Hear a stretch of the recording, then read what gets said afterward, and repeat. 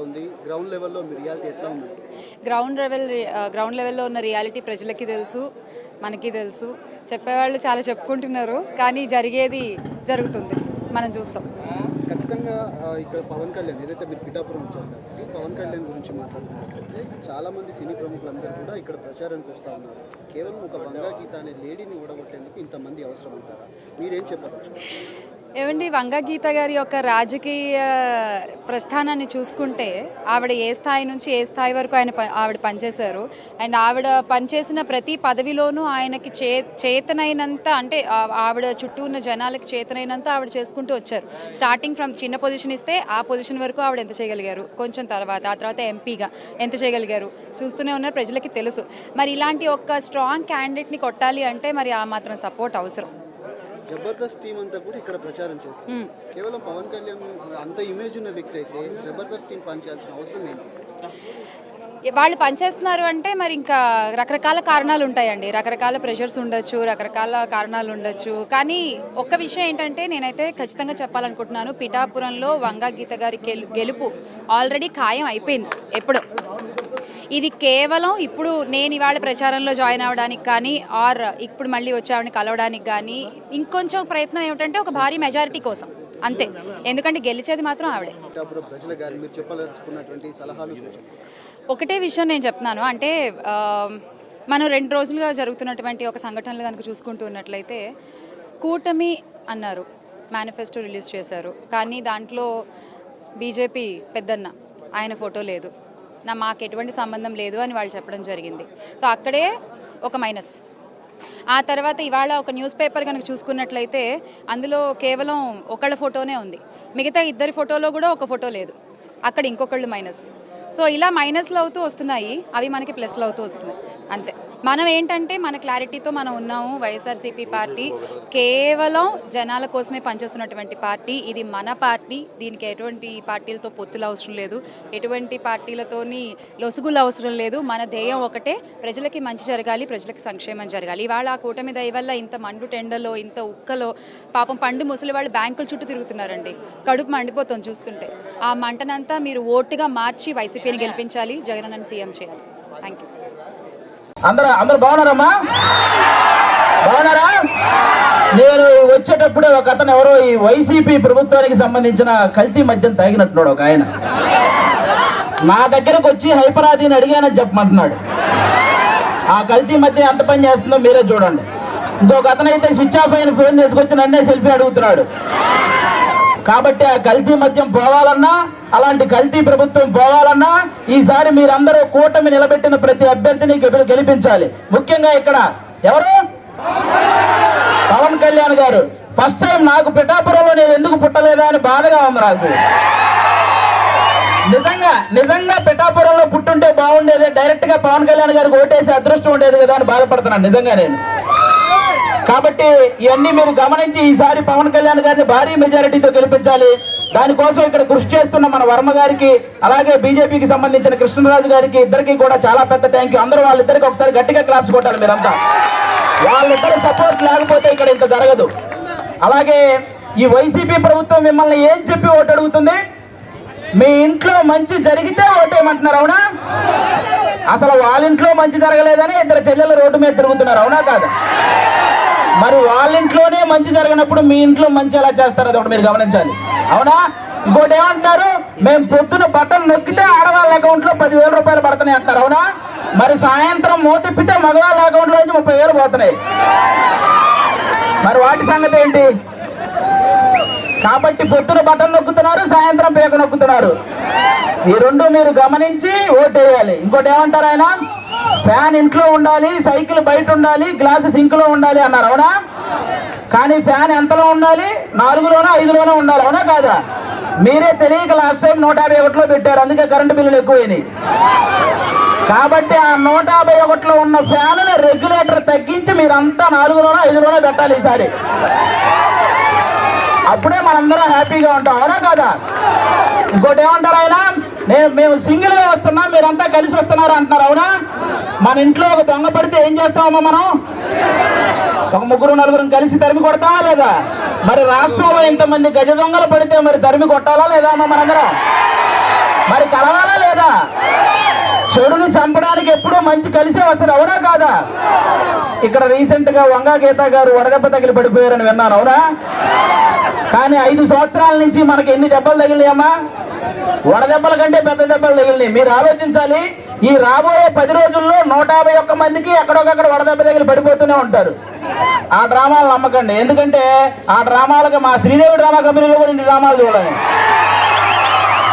కాబట్టి ఇవన్నీ మీరు గమనించి ఈసారి గాజు గ్లాసు గుర్తు మీద ఓటేయాలి. వన్స్ బూత్ లోకి వెళ్ళిన తర్వాత 2 గాజు గ్లాసు మీద గుర్తుంటే ఫ్యాన్ ఎగిరిపోవాలి, అవునా? ఇది గుర్తు పెట్టుకుని అందరూ ఓటేయాలని కోరుకుంటున్నాం. జై జనసేన, జై టీడీపీ, జై బీజేపీ. అలాగే రాజకీయ నాయకులకే ఏం చదువుకోవాల్సిన అవసరం లేదు, మీ నమ్మకంతో ఓటేస్తారు. కానీ నేను అనుకున్నా, ఇంత కోట్ల మంది భవిష్యత్తుని నడిపే జనసేన పార్టీని నడపాలి అంటే దశాబ్దం నాకు అనుభవం కావాలి. మీరు చూస్తే 2014లో 25 సంవత్సరాలు నేను ఇక్కడ ఉంటాను. దశాబ్దం ఓడిపోయి నల్లికి తిట్టించుకొని నిలబడి ఈరోజు అడుగుతున్నా, 2 చేతులెత్తి ఆర్థిస్తున్నా, 2 చేతులు నమస్కారం పెట్టి అడుగుతున్నా. దేనికి నాకు సరదా?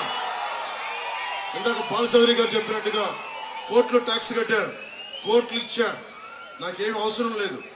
కానీ నా కోరిక పింగళి వెంకయ్య గారిని స్ఫూర్తిగా తీసుకున్నాం, అంబేద్కర్ గారిని స్ఫూర్తిగా తీసుకున్నాం, నేతాజీ, గాంధీజీ, పింగళి వెంకయ్య మహానుభావులందరినీ స్ఫూర్తిగా తీసుకొని ఒక తరానికి పనికి రావడానికి నేను ఉపయోగపడడానికి వచ్చాను. ఈ రోజున మేమందరం కూడా ఎవరెవరి స్థాయిల్లో ఎవరి సమర్థత ప్రతిభను బట్టి మీకు అండగా నిలబడడానికి వచ్చాం.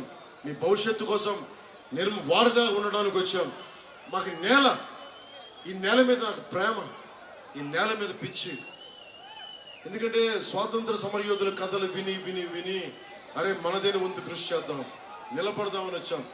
అందుకని అందరి గురించి ఓట్లు అడుగుతున్నా, బాధ్యత కూడా తీసుకుంటాం. పని చేస్తాను, పని చేయిస్తానని తెలియజేసుకుంటున్నాం. ఎమ్మెల్యేని గెలిపించండి, నేను పని చేస్తా, అందరి చేత పని చేయిస్తా. వేదిక పైన ఉన్న కొనకల నారాయణ గారికి ఈ చల్లటి సాయంకాలాన భగవంతుడు మీకు 100 ఏళ్ల ఆయురారోగ్యాలు ఇవ్వాలని మీ పుట్టినరోజు సందర్భంగా మీకు నా పుట్టినరోజు శుభాకాంక్షలు తెలియజేసుకుంటున్నాను. అంబటి రాయుడు ఉన్నారు. అంబటి రాయుడు యువతకి సంకేతం. 19 ఏళ్ల వయసులో డబుల్ సెంచరీ కొట్టినాడు. అలాంటి వ్యక్తి మీ ముందున్నాడు ఈ రోజున. ఏం లే, ఇవన్నీ సంకేతాలు ఏంటంటే మీ భవిష్యత్తు కోసం ఇలాంటి యువత ఉన్నారు. రేపు పొద్దున నేను ఒకటే చెప్పాను అంబటి రాయుడికి, నిన్ను బానిసగా చూడం, గుండెల్లో పెట్టుకొని చూసుకుంటాం, మా సోదరుడుగా చూసుకుంటాం. ఈ పార్టీ కానీ ఈ సమాజం కానీ కులాలకి మతాలకి ప్రాంతాలకి అతీతంగా ఉండేది. ఒకరి కోసం పనిచేయదు రాజ్యాంగం. ఏ ఒక్క నాయకుడన్నా సరే నేను ఒకటే మాట్లాడుతున్నా, ఎవరు కూడా ఒక కులానికి ఎవరు పని చేయలేరు, కుదరదు. అట్లా బాబాసాహెబ్ అంబేద్కర్ రాజ్యాంగాన్ని అర్థం చేసుకున్నవాడు, కొన్ని వందలాది మంది మేధావులు కలిసి చేసిన రాజ్యాంగం ఒక కులాని కోసం రాయలా. అన్ని రాష్ట్రాలు, ప్రాంతాలు, భాషలు, అన్ని లింగ్విస్టిక్ డిఫరెన్సెస్తో ఉన్న అంతమందికి అండగా నిలబడటానికి వచ్చింది రాజ్యాంగం. అలాంటి రాజ్యాంగం ఒక కులం కోసం పనిచేయదు. ఎవరైతే బాధలు పడుతున్నారో, ఎవరికైతే న్యాయం జరగాలో, ఎవరికైతే మనకి హక్కులతో పాటు బాధ్యతలు నిర్వహిస్తారో వారందరికీ అండగా ఉండటానికి. మండలి రాజేష్ గారికి, మార్కాండేయుల బాబు గారికి, బుచ్చిబాబు గారికి, మనకి బాలయ్య రామకృష్ణ గారికి, రాజాబాబు గారికి, బండెడ్డి రామకృష్ణ గారికి, వీరందరికీ నా హృదయపూర్వక ధన్యవాదాలు, హృదయపూర్వక నమస్కారాలు. ముఖ్యంగా ఈ వేదిక పైన నాతో పాటు ఉన్న కూటమి నుంచి పోటీ చేస్తున్న వారు, ఒకరు మండలి బుద్ధిప్రసాద్ గారు జనసేన పార్టీ గాజు గ్లాస్ గుర్తు నుంచి అవినిగడ్డ ఎమ్మెల్యేగా పోటీ చేస్తున్నారు. ఇంకొకరు చాలా గట్టిగా అవసరమైతే చూడడానికి నేను బాలశౌరి గారిలో ఇంత తేజస్సు, ఇంత బలం, చొక్కా పట్టుకునే నిలదీసే తత్వం ఉంటుందని విన్నాను, కానీ ఎప్పుడు చూడలా. మొన్న ఆయన ఒక చిరుతుపుల్ల చెలరేగిపోయిన విధానం చూస్తే జనసేనకి బలమైన నాయకుడు వచ్చారు. వారిని ఉట్టిన పెట్ల బందర్ పార్లమెంట్ అభ్యర్థిగా పెట్టాం. మన దివిసీమను కాపాడుకుంటాం, బందర్ పార్లమెంట్ అవసరాలను తీర్చుకుంటాం. అలాగే రైల్వే లైన్ ఏర్పాటు చేసే వరకు అహర్నిశలు శ్రమిస్తాం. అలాంటి వ్యక్తి గాజు గ్లాసు గుర్తు మీద ఇందాక చెప్పిన కొడితే కొట్టాలి రా 6 కొట్టాలి అని చెప్పి 6వ నంబర్ మీద గాజు గ్లాసు, పేరు కంటే గాజు గ్లాసు, బాలశౌరి గారు గాజు గ్లాసు, ఇదే గుర్తుపెట్టుకోండి. జల్సాలో డైలాగ్ చెప్తారు కదా, టార్గెట్ ఎదురుగా చూడండి, గాజు గ్లాసు బాలశౌరి, గాజు గ్లాసు బాలశౌరి, గాజు గ్లాసు బాలశౌరి. నెంబర్ 6 గాజు గ్లాసు బాలశౌరి, నెంబర్ 6 గాజు గ్లాసు బాలశౌరి. గుద్దేండి, పగిలిపోవాలి, అదిరిపోయే మెజారిటీ రావాలి. 6 6 చాలా బలమైంది. షట్కోణం, ఇక్కడ సుబ్రహ్మణ్యేశ్వరుడు పుట్టింది, షణ్ముఖుడు అంటాం. అదృష్టం వెళుతానికి మోపిదేవి సుబ్రహ్మణ్యేశ్వరుడి ఆశీస్సులు ఉన్నాయి. భారీ మెజారిటీతో గెలవబోతున్నారు, షణ్ముఖుడు అంటాం. అలాంటి దీనికి ఆయనకి కూడా షణ్ముఖులు 6వ నెంబరు మండల బుద్ధప్రసాద్ గారికి. ఒకటే గుర్తుపెట్టుకోండి, అవ్వనిగడ్డ మండలి బుద్ధప్రసాద్ గారు 6 గాజు గ్లాసు, మండలి బుద్ధప్రసాద్ గారు 6 గాజు గ్లాసు గుర్తేయండి, భారీ మెజారిటీ. వర్ల రామయ్య గారి పుత్రుడు పామరు నియోజకవర్గం నుంచి. నాకు అతను ఇంత వాగ్దాటి ఉంటుందని తెలీదు. మనకి సిద్ధార్థలో చదువుకున్న వ్యక్తి, నా సన్నిహితుడికి కావలసిన మిత్రుడు. మనకి వర్ల కుమార్ రాజా గారికి వర్ల రామయ్య గారి అబ్బాయి, తండ్రికి తగ్గ తనయుడు. వర్ల రామయ్య గారు ఏం మాత్రం ఆలోచించకుండా భయం లేకుండా మాట్లాడగలిగే వ్యక్తి. అలాంటి వ్యక్తికి పుట్టిన తనయుడు తెలుగుదేశం పార్టీ తరఫున పామరు నియోజకవర్గం తెలుగుదేశం పార్టీ తరఫున పోటీ చేస్తున్నారు. జన సైనికులకి, జనసేన మద్దతుదారులకి అందరికీ తెలియజేస్తా ఉన్నాను, మనకి వర్ల కుమార్ రాజా గారికి తెలుగుదేశం సైకిల్ గుర్తు మీద బంపర్ మెజారిటీతో గెలిపించమని మనస్ఫూర్తిగా కోరుకుంటూ ముగింపు వాక్యాలుగా ఆడపిల్లలకు చెప్తా ఉన్నాం. అమ్మ, భవిష్యత్తు మీది. మీరు బాగుంటేనే మేము బాగుంటాం. ఆడతల్లులు బాగుంటేనే బాగుంటాం, ఆడబిడ్డలు బాగుంటేనే బాగుంటాం. మీరు ఏ సభలకు కూడా ఇంతమంది ఆడబిడ్డలు నేను చూడను, కానీ మీరు వచ్చి ఇంత ఆశీస్సులు, ఇంత బలంగా వస్తారు, ఇంత ఆత్మవిశ్వాసంతో వస్తారు. ఒక అండగా చెప్తున్నాను, మీకు అండగా ఉండేవాడిగా చెప్తున్నాను, మీరు నమ్మే వ్యక్తిగా చెప్తున్నాను. నేను కూటమి ప్రభుత్వం మీ భవిష్యత్తు కోసం మీకు అండగా ఉండటానికి ఇక్కడున్న ఆడపడుచులకి, యువతులకి, అక్క చెల్లెలకి, పెద్దలకి, తల్లులకి అందరికీ చేతులెత్తి నమస్కరిస్తున్నాను.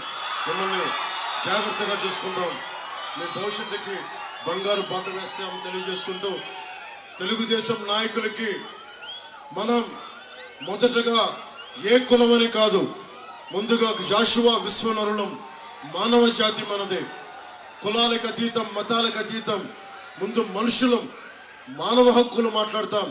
అందులో వెనకబడిన వర్గాలకి, అణగారిన వర్గాలకి ఎవరికి అన్యాయం జరిగినా కూటమి ప్రభుత్వం అండగా ఉంటుందని తెలియజేసుకుంటూ, యువతకి అండగా ఉంటామని తెలియజేసుకుంటూ, రైతుకి సాగునీరు, ప్రతి వ్యక్తులకి తాగునీరు, యువతకి, యువకులకి విద్య, ప్రతి ఒక్కరికి వైద్యం, అందరికీ ఉపాధి కలగాలని, అన్నిటికంటే స్వేచ్ఛ భద్రతతో ఉన్న ఒక కొత్త ప్రభుత్వం వస్తుంది, మీకు అండగా ఉంటుందని తెలియజేసుకుంటూ సెలవు తీసుకున్నాను. జై టీడీపీ, జై బీజేపీ, జై జనసేన.